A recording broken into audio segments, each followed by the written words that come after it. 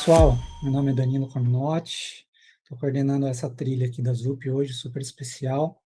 Sou Dev Advocate aqui na ZUP, e mais especificamente sou Dev Advocate do projeto Open Source Reach, sobre o qual vocês já vão conhecer um pouco mais. Tá, galera? Para quem quiser depois acessar a documentação ali, dá para ler o QR Code, mas a gente vai copiando também os links, tá, para vocês aí ao longo da palestra. Galera, o que é o Reach CLI? Para quem ainda não interagiu com a nossa ferramenta, tá? O Reach é uma ferramenta CLI para estruturação, compartilhamento e execução, tá, de automações escritas nas mais variáveis linguagens de programação, hein? Indo de Shell Script, ou BAT e PowerShell, até linguagens de programação mais tradicionais, como Python, JavaScript em cima de Node.js, Java, Kotlin, linguagens compiladas, né, Golang e tudo mais. Tá?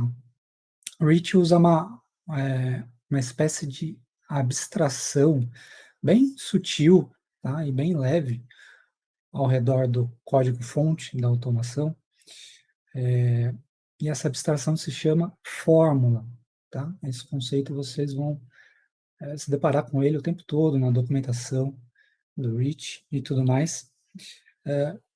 E ele reveste o código da automação para torná-lo mais fácil de ser estruturado, compartilhado, tá? E executado. Tá? E a gente interage pelo Reach, né, de maneira programática, aí, via terminal, via CLIs. Tá? Então, aqui visualmente, um pequeno overview aqui de como funciona a coisa. Então, a gente tem um script lá, um pedacinho de código de automação, certo? Escrito, por exemplo, ali em Shell Script, tá? E aí a gente tem o conceito de fórmulas, como eu comentei aí do Reach. Quando a gente cria, né, uma fórmula, o Reach pega esse código, né, base ali de automação e coloca um monte de coisa ali ao redor para agregar valor para a gente, tá? Uma coisa que vocês vão ver ali são os inputs. A gente consegue tornar a maneira de receber os dados de entrada muito amigável na linha de comando. A gente torna a interação do usuário ali com a CLI muito mais user-friendly ali. A gente pode definir, por exemplo, valores default para parâmetros que a gente espera, né? A gente pode dizer que é algo do tipo texto, ou que algo, por exemplo, tem que ser um valor escolhido a partir de uma lista pré-definida de valores conhecidos, um checkbox, um merge box, tá? E por aí vai. A gente tem o nosso código ali, base, né, o coração da automação, que a gente escreveria normalmente, e a gente muda ele um pouquinho para adaptar ao Reach e gerar esse valor, conforme a gente já vai ver. Quando a gente, por exemplo, cria uma fórmula em Java, o template do Reach já traz para a gente, tudo pré-configurado ali, para acontecer uma build, né, e uma execução por meio do Maven. Então, essa automação que a gente pode escrever em Java ali, por exemplo, é como se fosse um pequeno projeto padrão do Maven. A gente pode adicionar qualquer tipo de dependência, como se fosse um projeto Java normal. Tá? As fórmulas têm também um Dockerfile, e aí que vem uma das características principais assim, do Reach para agregar valor para a gente, que é o fato de que ele é capaz de tornar a execução de fórmulas escritas mesmo em linguagens compiladas, né, como Java, Golang e tudo mais, que não são tradicionalmente muito usadas para scripts, né, muito fácil. ele é capaz de direcionar, né, a build e a execução das fórmulas para um container Docker.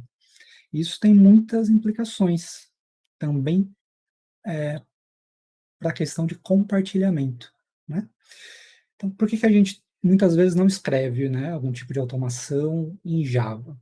Justamente porque requer setup prévio, né, da JDK na máquina, a gente tem que passar justamente por esse processo de compilação. Não são linguagens tradicionalmente assim amigáveis, né, para a gente escrever automações, principalmente automações que a gente quer compartilhar com outras pessoas. Porque quando a gente quer compartilhar, aí entram outros fatores, né? Como que eu vou compartilhar uma automação em Java?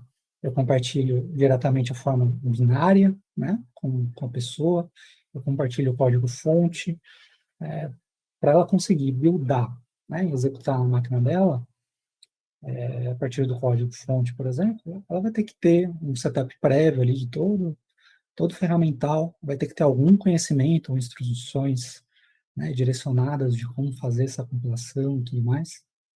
Né? Em Java pode ser uma linguagem que a pessoa não usa, né? Inclusive o REACH, né, a questão das fórmulas, elas podem ser compartilhadas com qualquer pessoa, na verdade, não apenas com pessoas programadoras. Vocês vão ver que fica muito fácil de executar fórmulas do REACH. E essa questão do Docker traz uma independência incrível, né? Porque a partir do momento que a pessoa, então, tem o REACH, o Docker na máquina, ela não precisa se preocupar com instalar JDK, fazer uma configuração prévia ali, colocar na versão certa, porque, né, às vezes a automação, por exemplo, é compatível com, com Java 16 só, mas a pessoa tem Java 11 instalado, né? A questão de poder direcionar a build e execução para o Docker abstrai tudo isso. A gente tem um README ali também, das fórmulas que a gente recebe no template e pode adaptar para servir de documentação, né, para as pessoas. E a gente tem alguns arquivos de metadados em JSON, que configuram, por exemplo, essa questão dos inputs ali, o que a nossa fórmula, né, espera receber.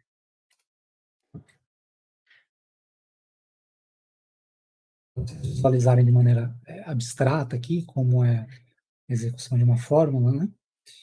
Então a gente executa ela, tá? Pede para executar, via o comando do reach. A partir daí o reach pergunta para a gente, né?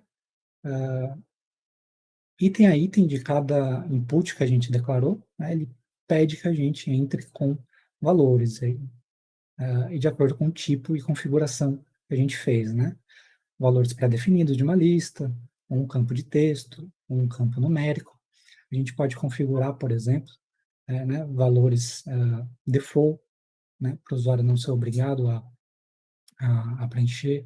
A gente diz se é obrigatório ou não. A gente consegue cachear valores com que o usuário entrou em execuções passadas, tá? Então, o reach vai aí fazendo um loop, né, com base em todos os inputs que a gente declarou, e aí finalmente ele executa a fórmula em si, né, o nosso código ali, script ali central, tá?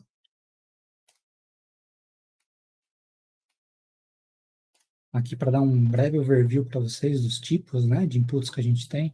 Então, campos de texto, listas, campos de senha, uma flag aí booleana, né, um multi-select, credenciais, e o dynamic, que vai ser depreciado para a gente trazer alguma coisa mais flexível, tá, no futuro. O dynamic a gente conseguia bater numa URL, assim, para ler os dados, né, que a gente gostaria de popular ali numa lista, por exemplo. E a gente tem, né, subconfigurações ali. Então, é um campo, né, tem um valor default, requerido, né, quais os itens ali. A gente pode adicionar um texto extra de tutorial para a pessoa entender melhor ali como executar a fórmula e o que entrar naquele valor ali. tá?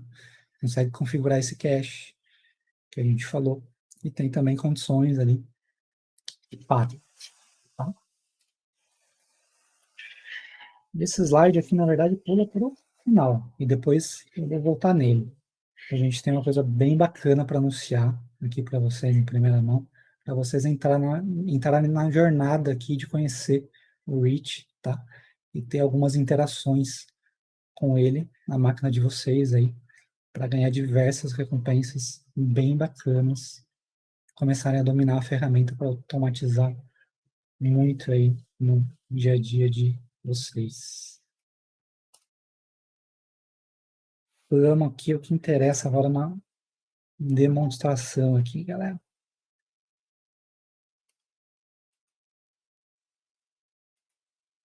Eu criei um projeto Java aqui bem simples, tá? Baseado em Spring Boot, para a gente usar de referência. E esse projeto Java faz interface com recursos da AWS, tá? Inclui o Spring Cloud AWS aqui, para a gente trabalhar nesse exemplo com filas SQS e tópicos SNS. Galera que lida aí com AWS sabe que esses recursos são bem populares aí, né? E a ideia aqui é mostrar para vocês como acelerar o setup do Local Stack na máquina de vocês. Para quem não conhece, o Local Stack é um projeto open source, bem legal, está no GitHub, que é usado para facilitar os testes de integração, né, que a gente gostaria de fazer com recursos da AWS, como, por exemplo, SNS, SQS, S3, Lambda e tudo mais, né? Muita gente já deve ter usado o Local Stack, seja na máquina de vocês, seja até mesmo em esteiras de CI/CD na nuvem, na própria AWS, né, para trabalhar a questão dos testes integrados. Esse tipo de setup, né, ele pode ser um bocado trabalhoso, assim, principalmente se a gente tem, por exemplo, pessoas entrando no time, né, o tempo todo, fazendo onboarding ali, que precisam se adaptar ainda ao fluxo de desenvolvimento e testes ali do projeto, né? O que acontece em muitos projetos? Aí eu passei por isso. Normalmente a gente tem algumas pastas aí, né, de scripts que a gente vai criando, assim, vai surgindo, a pessoa A começa a fazer um, a B sentiu uma outra dor ali, fez do outro pedaço ali, e aí a gente começa a compartilhar esses scripts, né, entre a equipe. E aí vão surgindo, né, as dores, assim, lentamente, assim, mas as pessoas estão em versões diferentes ali do código de script, alguns ainda não têm, não sabiam que existia, às vezes, beleza, ele está ali, ele funciona, mas a pessoa não sabe, de repente, muito bem como invocar, né? Ela precisa se inteirar ali, perguntar informações para alguém para entender quais seriam inputs válidos ali, né? Quais seriam formas válidas dela invocar aquele script que está em posse dela e por aí vai, né? Eu participei de um projeto, né, grande, a gente usava o Local Stack na nossa máquina e subia e fazia um monte de testes exploratórios, assim, a gente tinha muitos microserviços aí, usava muitos recursos da AWS, então tinha esse monte de script espalhado. E normalmente quando eu tinha alguma dor, né, quando surgia mas como que eu faço isso aqui? Eu posto uma mensagem ali no tópico para testar esse fluxo. Aí eu pedia para os devs que já estavam mais tempo ali no projeto, eles iam lá e mandavam, né, tinha um script para aquilo. Aí um tempo depois eu esbarrava em outra dor, mas putz, e agora? Como que eu vou desse ponto em diante aqui? Aí mesma coisa, aí eu falava com as pessoas, elas se lembravam, tem esse aqui também, que eu não tinha compartilhado ainda, né, com você. E ficava sempre nesse fluxo, né? cada vez que ia entrando mais pessoas no projeto, todo esse ciclo ia se repetindo aí. Então, quero dar uma ideia para vocês de como a gente pode usar o Reach para resolver muito essa questão, tá? Dando uma passada bem simples aqui pelo código Java, tá? A gente tem aqui uma classe chamada eventMessage, tá? Um campo do tipo string, chamado name, um campo do tipo integer, chamado age. Essa classe aqui, ela representa tanto o payload que a gente espera ali das mensagens que vão ser enviadas para o SQS ou para o tópico SNS, né, para depois cair em uma fila SQS. Dan, vou só fazer uma invasão aqui. Picadinha na letra que a tia usa óculos, ela não consegue enxergar? Por favor. Vamos lá. Valeu. Então, vamos lá. Então, essa classe aqui representa tanto esse payload que a gente vai postar ali nas filas SQS ou tópico SNS, quanto o que a gente vai mandar via requisição HTTP aqui para o controller, tá? A gente está reutilizando essa classe aqui para deixar mais simples o exemplo. Então, aqui a gente tem um controller simples aqui do Spring MVC, tá? A gente tem dois endpoints aqui, um para postar diretamente nas filas SQS, outro para postar um tópico SNS, tá? Então aqui a gente vai fazer um post, tanto para um quanto para o outro, e a gente vai mandar um payload ali no formato do event message que a gente acabou de ver. Tá? Depois a gente tem algumas configurações bem padrão aqui, tá? De bins do Spring para configurar a Spring Cloud AWS, né? Com a SDK da AWS. Tudo bem simples, nada muito especial aqui. Né? A gente declara lá no nosso application YAML né, alguns atributos ali. A gente tem a região da AWS, com a qual a gente vai interagir. A gente tem URL, por meio da qual a gente espera entrar em contato ali com o serviço de SNS, né? Aqui no caso uma URL ali do local stack rodando na nossa máquina. E aí a gente faz a customização aqui, né, dos clientes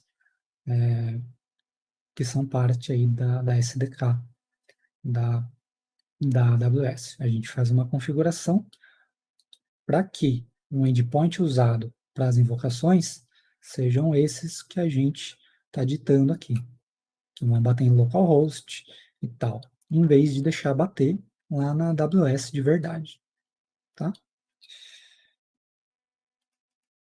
Esse código aqui está todo no GitHub depois e eu vou passar para vocês, tá, galera? Tanto aqui o do exemplo quanto o das fórmulas. Então aqui a gente tem também uma pequena classe aqui de serviço que faz propriamente aí a postagem, tá? Aqui em um tópico SNS, tá? A gente vai usar um tópico chamado test topic aqui. Tudo bem simples aqui, bem padrão. Mais algumas configurações ali de boilerplate do SQS agora. Para quem ainda pode não ter trabalhado, galera, a SQS, né, é o serviço de filas ali da AWS, tá? Então, o serviço de mensageria, a gente posta uma mensagem ali e a gente pode ter N serviços escutando aí N filas, que podem ser ordenadas, first in, first out, ou aleatórias ali. Já o SNS é um serviço de tópicos ali que ele vai dar para a gente uma maneira de fazer de implementar o pattern muito conhecido de pub/sub, né? Então, a gente pode postar ali uma mensagem para um tópico SNS, e ele pode se plugar com N outros recursos da AWS. Ele pode encaminhar, né, a mensagem para filas SQS, ele pode invocar lambdas, ele pode disparar um e-mail, e por aí vai. Tá? Quando a gente fala de SQS, a gente está falando de filas.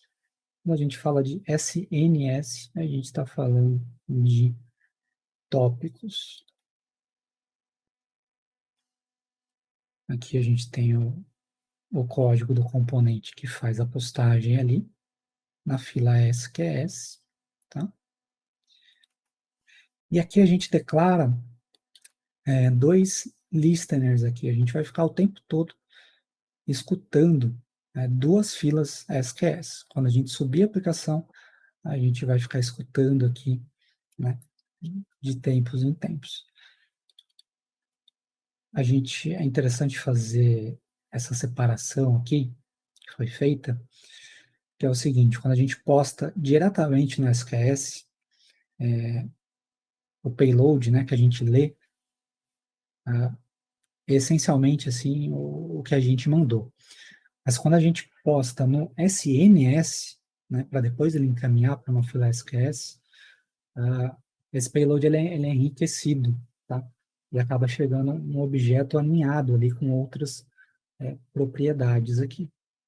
Então, a gente está declarando aqui, né, duas filas diferentes para escutar por causa dessa questão.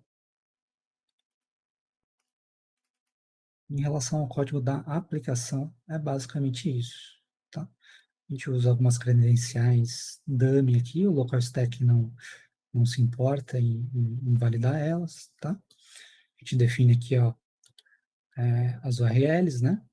De onde a gente vai bater para interagir com o serviço de SNS e com o de SQS. Agora vamos para o outro lado da história ali, que são as fórmulas do reach.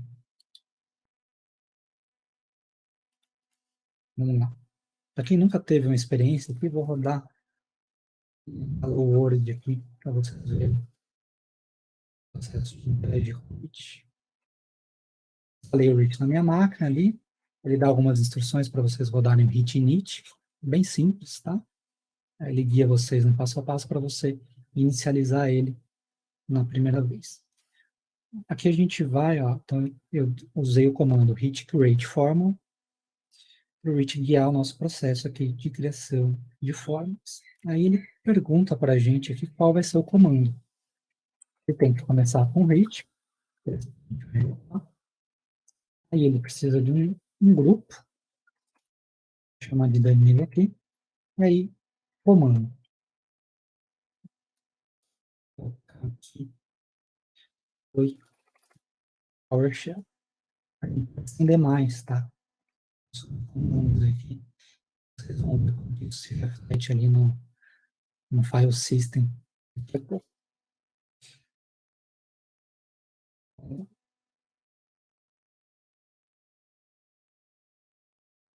O Qt já dá muitos templates de fórmula para a gente, né?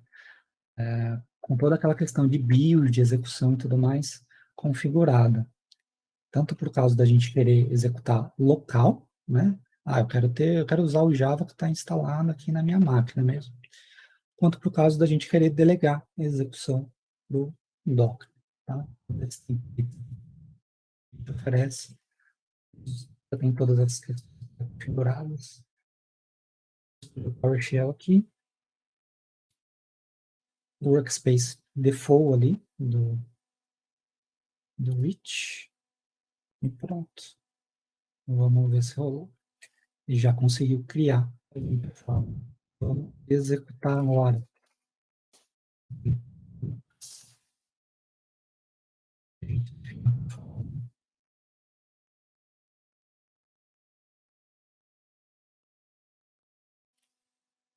A gente já está executando, ó, o reach está pedindo para a gente imputar um nome.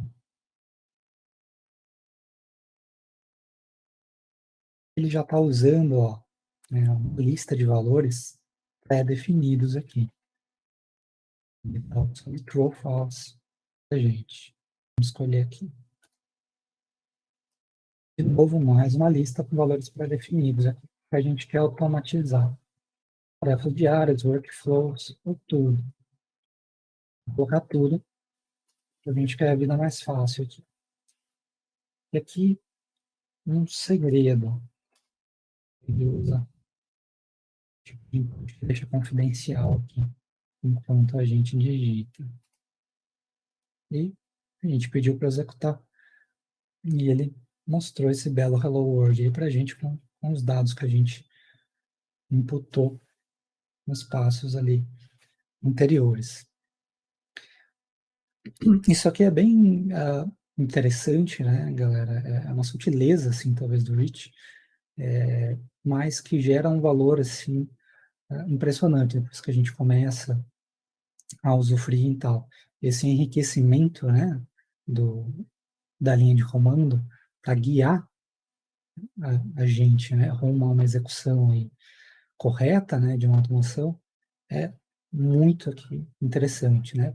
Principalmente nesses casos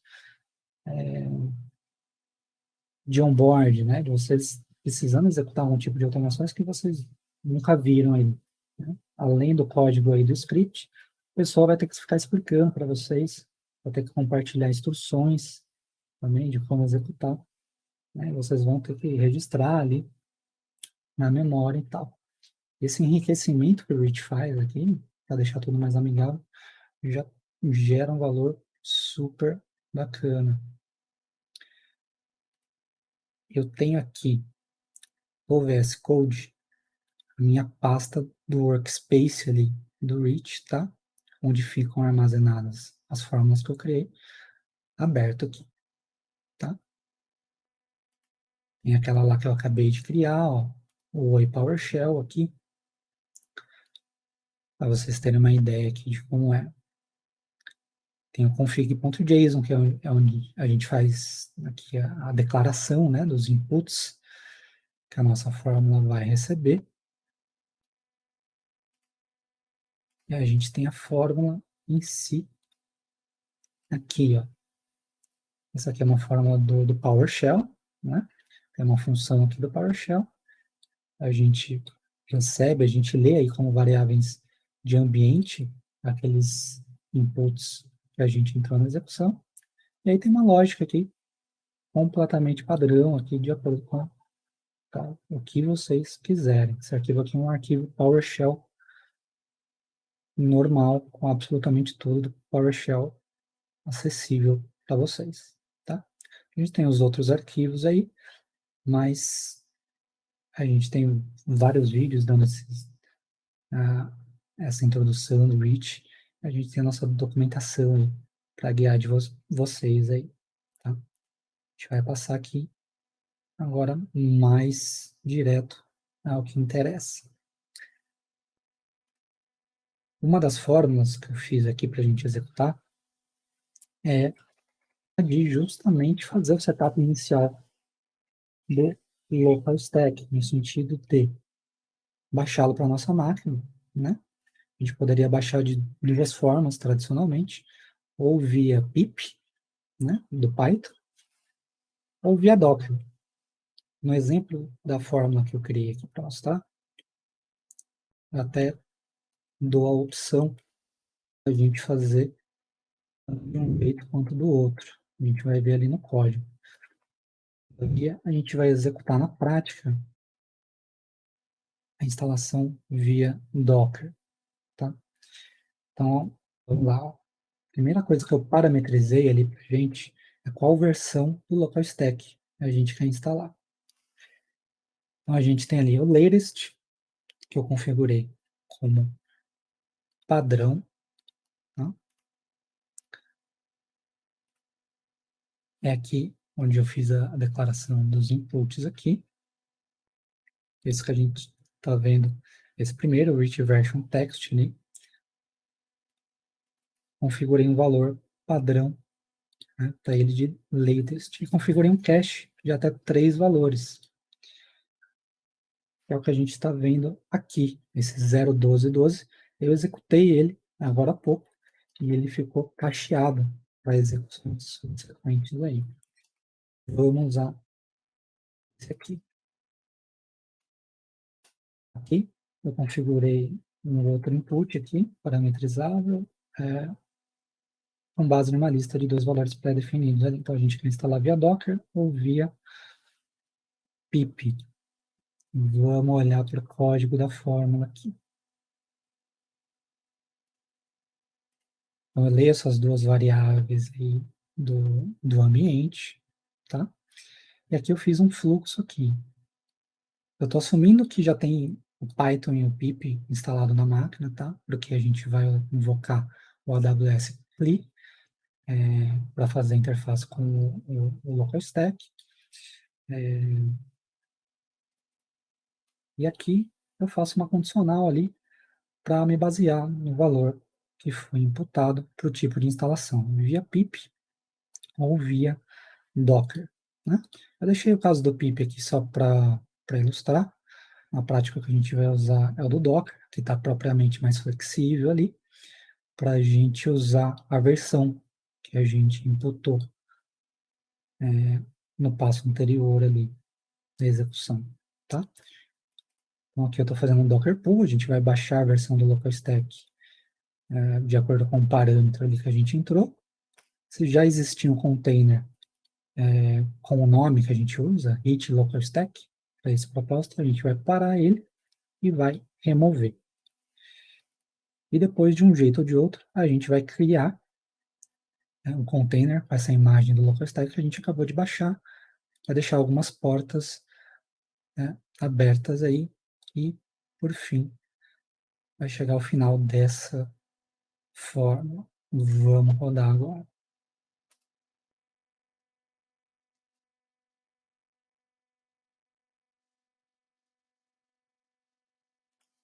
Muito bom. Os deuses da demonstração ao vivo foram legais com a gente no primeiro passo. Então aqui, galera, a gente rodou lá os passos de instalar o AWS CLI, já estava instalado. A gente tentou baixar, né, a imagem do Docker, parou um container que já existia, removeu ele e criou um novo. Agora a gente vai startar esse container, começar a brincar um pouquinho com ele. Uma das outras formas que eu criei aqui é justamente o start. Nesse caso ele não tem parametrização, ele é extremamente simples. Vou abrir aqui para vocês verem.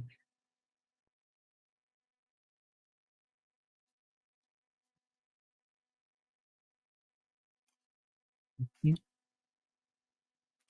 Código super simples, tá? Nada demais. Mas até nesses casos pode ser interessante usar o reach até para certos scripts de uma linha, às vezes, que a gente faria, justamente por causa desse enriquecimento, né? Que eu comentei, para deixar mais amigável o input, ou até mesmo para servir como um alias, né? Mais amigável para algum comando extenso aí, né? Um alias que a gente não precisaria ficar reconfigurando toda vez que a gente formatar a máquina, né? Ou tem um script ali, bash, para quando a máquina for inicializada, ter que ler e configurar o alias, compartilhar esse tipo de coisa com as pessoas e tudo mais. Tá? A gente executou a fórmula de start aqui, container rodando. Vamos executar mais uma agora.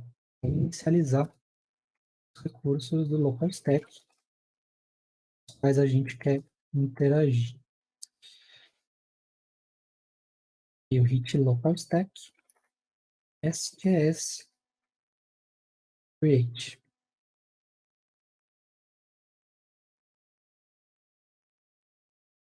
Aqui de novo eu configurei o cache aqui, para a gente poder aproveitar valores os quais eu entrei em execuções passadas.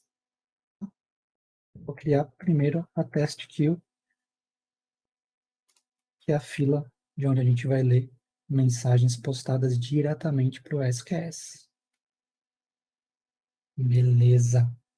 Já criamos aqui parametrizado com o nome que a gente selecionou. Vamos criar mais uma aqui agora. Vamos criar a de SNS. Tudo bem, deu certo. Deixar tudo pronto de uma vez, quando a gente for subir o root. Vamos colocar aqui tópico SNS agora.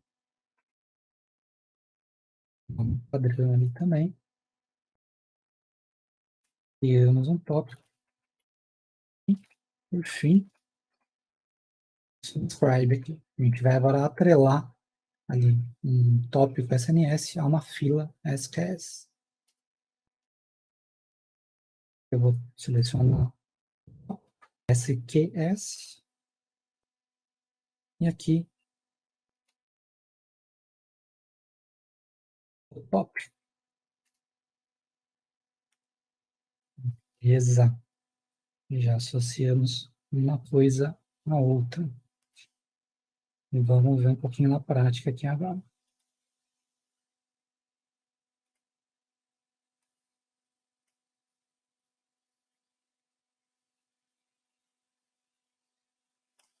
Já subi a aplicação. Vamos postar agora uma coisinha aqui no post, tá? Bater no endpoint ali do controller, que vai postar aí ou no tópico ou na fila. E aqui entra mais uma fórmula interessante para vocês perceberem esse grande benefício aí do Rich com linguagens compiladas. Tem uma fórmula também que foi escrita em Kotlin.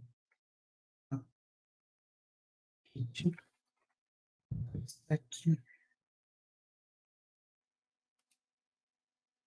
Sim. Feito.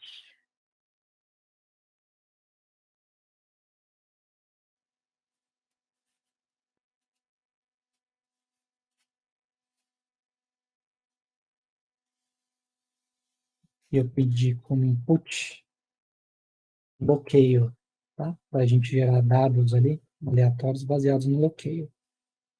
Eu quero gerar um payload ali para a gente postar que tem o nome de uma pessoa. Com esse bloqueio aqui a gente vai criar um nome americano. Beleza. A gente tem de input aqui esta estrutura JSON. Pensa, galera, que tem alguma coisa que vocês são, né, proficientes aí em uma linguagem, por exemplo, como Java, só que, como eu falei lá no começo, ela não é uma linguagem normalmente usada para automações assim, né, desse tipo. Mas vocês querem reaproveitar a skill de vocês e pode ter alguma coisa que vocês só sabem como fazer em Java, ou tem uma maneira muito otimizada de fazer, muito interessante, né? Por exemplo, para essa fórmula aqui, eu vou abrir para vocês verem, a fake, eu usei uma biblioteca famosa, o Java Faker, que ajuda a gente a gerar dados aleatórios para uma multidão de coisas, nomes, endereços, números e por aí vai, tá?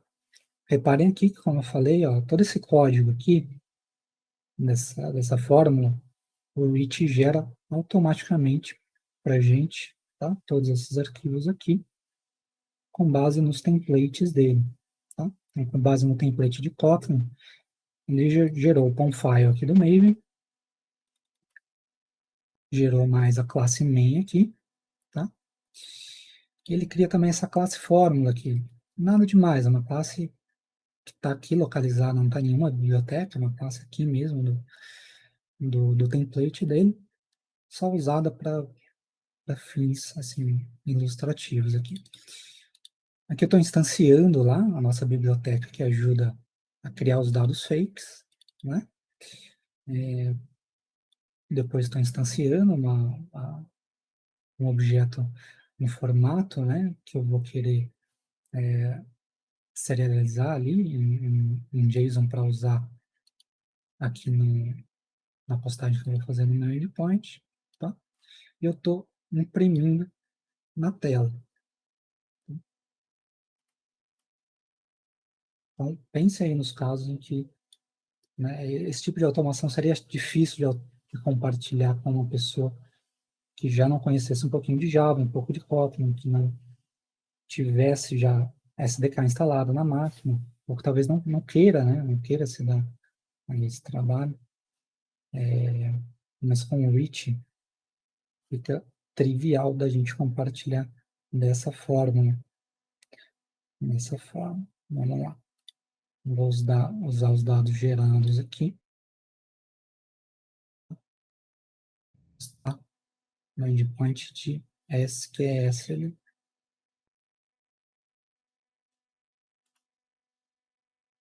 Beleza. Deu certo. E a gente parou aqui no breakpoint que eu adicionei para a fila que lê diretamente ali, né? Para o código que lê diretamente da fila SQS. Chegou o payload ali com os dados que a gente, né, enviou via Postman.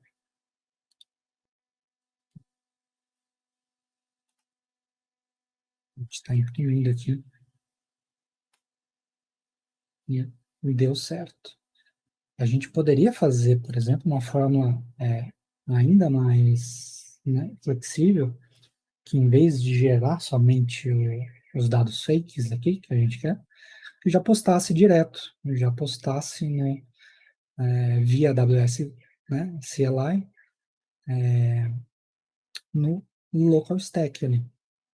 Daria para fazer mais flexível e daria até para combinar, né, formas. Uma fórmula desse jeito mesmo aqui, que gera dados aleatórios para a gente testar, e outra que invoca ela para obter esses dados e depois posta.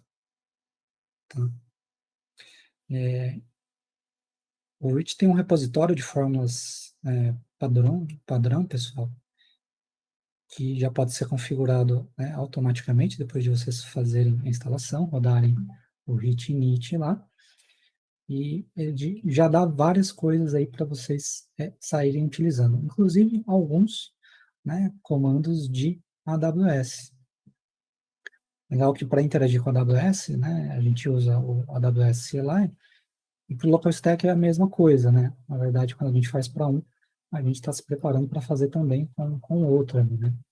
Esses exemplos aqui, parametrizados do jeito correto, funcionam para a gente interagir com a própria AWS de verdade. Tá? E apesar de todo o exemplo aqui, todo o fluxo ter sido, né, relativamente simples, espero que tenha dado para vocês terem uma primeira impressão aí, né, de como começar a usar o Reach, desde automações mais sutis até mais sofisticadas aí, né, sem ficar restrito a linguagens interpretadas e usadas mais tradicionalmente aí. Grande barato, um dos grandes baratos do Reach é poder delegar a execução, né, das fórmulas para um container Docker. E galera, para vocês darem um passo inicial ali, né, de um primeiro contato com o Reach, ir entendendo como ele funciona, como ele pode ajudar vocês, a gente pensou em uma jornada aqui para compartilhar com vocês, tá? Uma iniciativa super simples, mas super legal aqui para vocês poderem continuar interagindo com a gente e conhecer mais do Reach, tá? E com muitas recompensas. Eu vou copiar ali no chat para vocês o link de um formulário, tá? Um formulário simples, onde vocês vão entrar com o nome, o endereço físico de vocês, porque a gente tem algumas recompensas físicas ali para mandar para o endereço de vocês se vocês tiverem interesse. Alguns campos ali de feedback e um pequeno desafio, bem simples, tá, galera? Vocês já devem estar, alguns, né, as pessoas desenvolvedoras, alguns já devem estar acostumados a calcular checksum de arquivos, para ver se o arquivo veio corretamente, não veio corrompido e tal, né? Às vezes a gente abre a documentação, né, de um projeto e tem ali o checksum do arquivo de instalação para a gente bater ali depois que a gente fizer o download para nossa máquina. Esse desafio, para vocês serem aceitos aí nesse nível inicial da jornada Jedi Reach, é muito simples ali. Eu já coloquei 2 dicas ali, super diretas para vocês, tá? Saberem como calcular o checksum ali, SHA 256, do arquivo HIT, tá? Do arquivo HIT que a gente usa para invocar o REACH, tá? No binário dele, que é instalado e configurado no path aí, quando vocês fazem a instalação, tá? Tem dicas ali bem tranquilas, tanto para o pessoal que usa Windows, quanto para o pessoal que usa Linux ou macOS. Super fácil, só para vocês mostrarem ali que a força chegou até vocês, tá? Se vocês fizerem isso, vocês já vão receber um bottom do primeiro nível aí, que é o Jovem Reach, ou Youngling, em inglês, né? O primeiro nível aí de treinamento dos Jedis, para o pessoal geek que curte, né?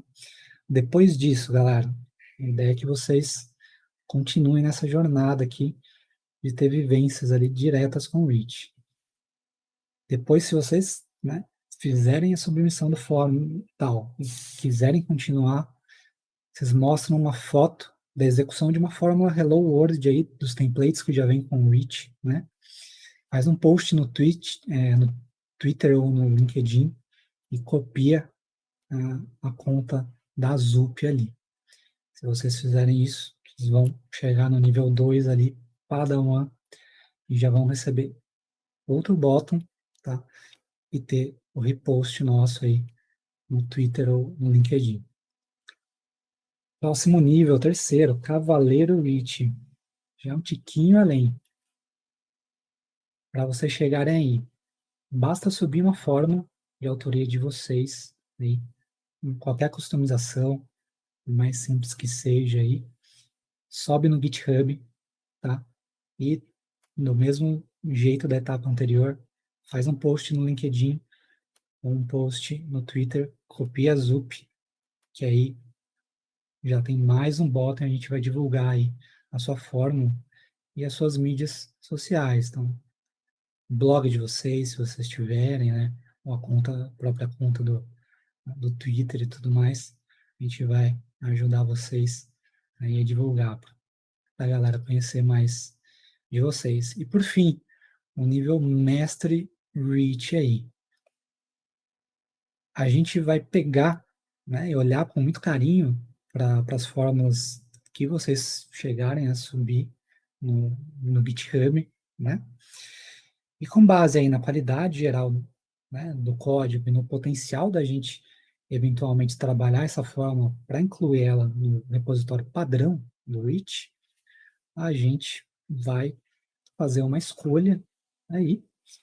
E se vocês forem escolhidos, vai ter o bottom máximo de Mestre Reach, tá? E um sabre de luz na forma de um kit aí de teclado e mouse RGB, para vocês vencerem as tarefas repetitivas que vocês querem automatizar.